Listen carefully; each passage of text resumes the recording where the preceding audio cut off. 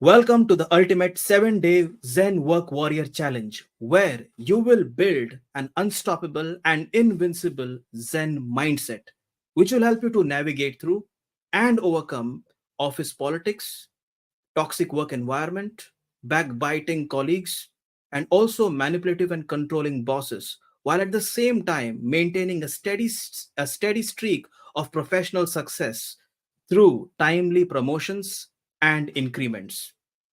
And you can do all of this without the need to please anyone or play anybody's games. That's right. You can do all of this while still enjoying undisturbed personal and family life. Now, if this is already interesting to you, then go ahead and comment interesting. Go ahead and comment interesting right now. That's right. Amazing.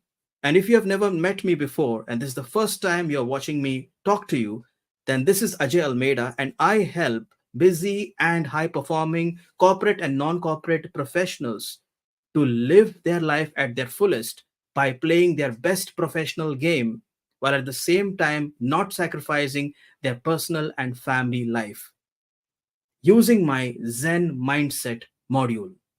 That's right. And if you are joining me live right now, go ahead and just type hashtag live or hashtag replay if you're watching the replay.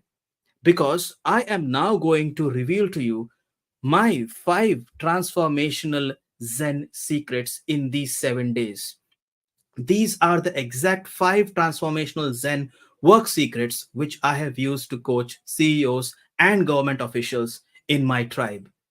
And I'm going to share all of them with you today. I'm going to share the first one. In these 7 days, you will see all of these and you will know how to practice them.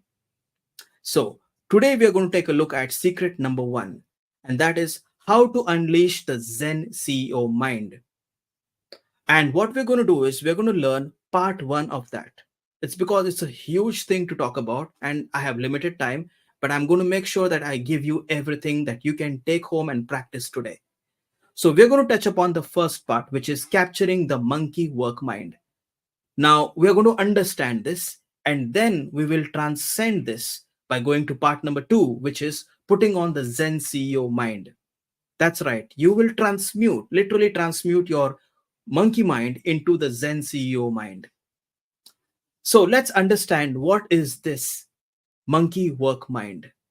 You see, whatever problems you're facing in your work life right now, whether it is backbiting, whether it's no promotions, or whether you're being undervalued and underutilized in your workplace or overlooked and discriminated against, then that's because of what's going on in your subconscious mind.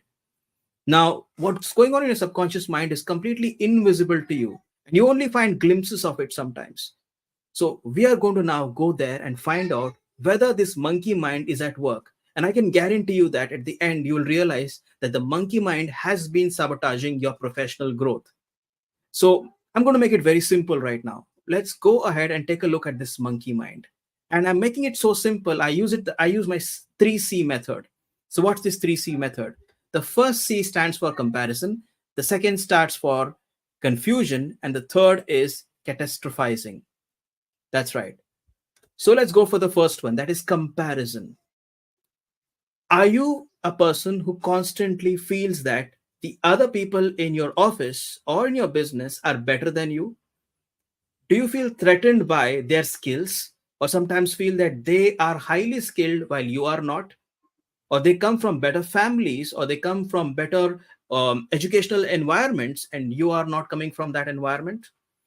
And if that is what is going on in your mind, then you will show behaviors which will show comparison. That is, you will constantly sabotage taking active interest or initiative in your work life. That's because in your mind, there's a constant comparison going on, and you feel that you're lower than everyone. And you will treat yourself that way. It will also show up in the way you dress. And your whatever happens in your subconscious mind, your body is a mirror. Your body will show to others what's going on in your subconscious mind. So if you feel that you are not as good as your work colleagues or you're lesser than them, then it's your monkey mind talking and dominating your game. And it's time for you to go ahead and recognize this that is going on in your subconscious mind. So if you feel that you compare yourself with your work colleagues by doing all of this that I've mentioned, go ahead and type compare in the comments. It's time to acknowledge the monkey mind, because only when you find the monkey mind on a particular tree, that's when you can capture it. So, first and foremost, if you can understand that you are constantly comparing yourself with others, then go ahead and write comparison. All right. Thank you for that. Now, let's come to the next part, which is confusion. Do you feel that you have to constantly ask someone else to show you the way? It's okay to be mentored, but if you're constantly asking someone for help, and if you feel unsure of your own decisions, then there is confusion going on in your mind. That means that you do not know who you are and you don't know what are your skills. And when you don't know what your skills are, you don't value yourself. And if you don't value yourself, it can be seen in the way you treat yourself in your workplace.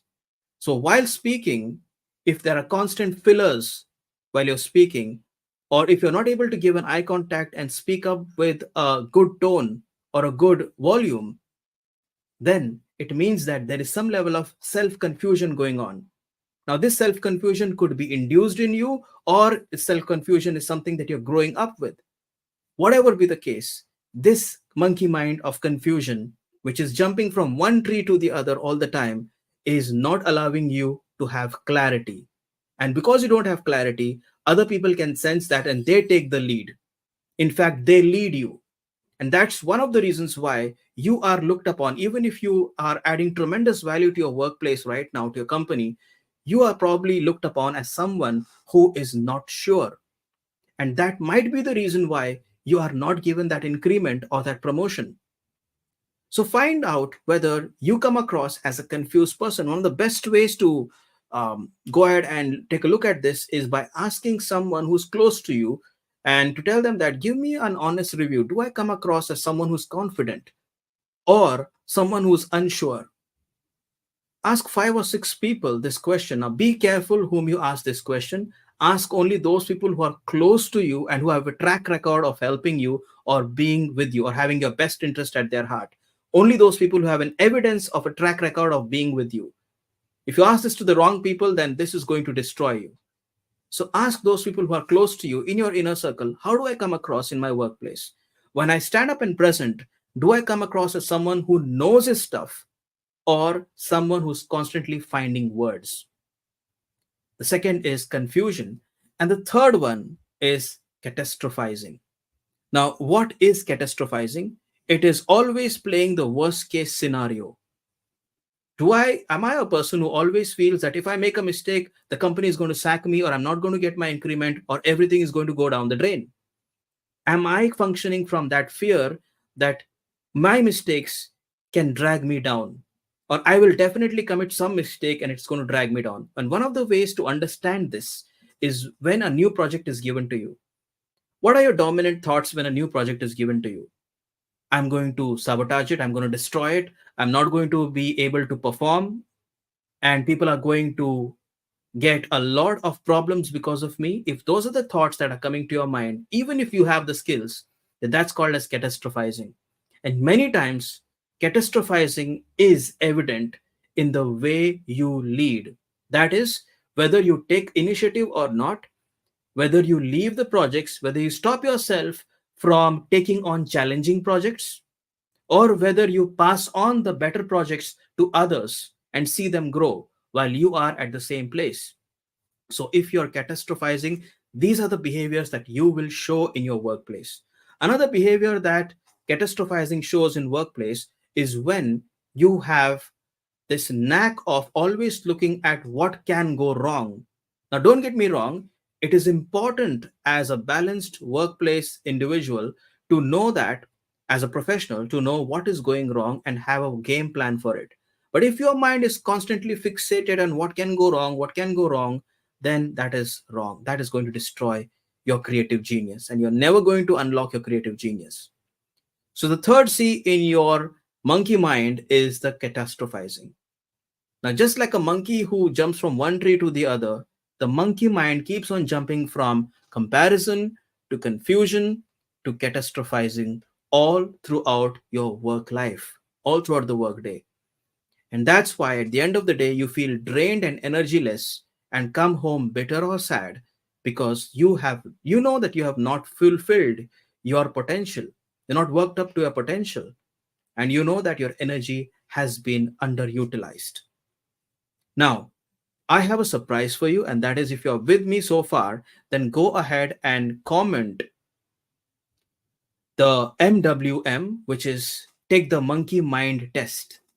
There's a small test I've given in the first comment, and you can just check it out. You can even comment NWM, and I will reply to you with the link of the test so that you can understand how much of a monkey mind do you have right now. Remember, in your transformation towards a Zen work warrior, the first step is unlocking and capturing. Unlocking your Zen mind always means capturing the monkey mind first. And you can do that by giving this test. Just comment MWM right now, and I will send the link to your test. Also, I'm sure you have got a lot of value from today's day one challenge.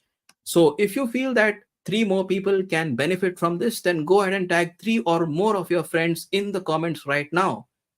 Let's help to create a healthy work life by empowering everyone to have a Zen warrior mindset.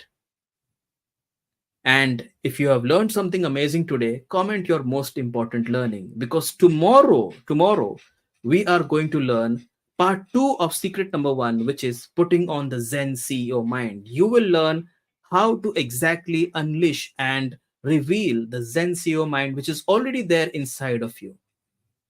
This is Ajay Almeida. Thank you for being with me for this amount of time. Thank you for investing your time. Go ahead and comment your most important learning, and I'll see you tomorrow with day 2 challenge. Thank you.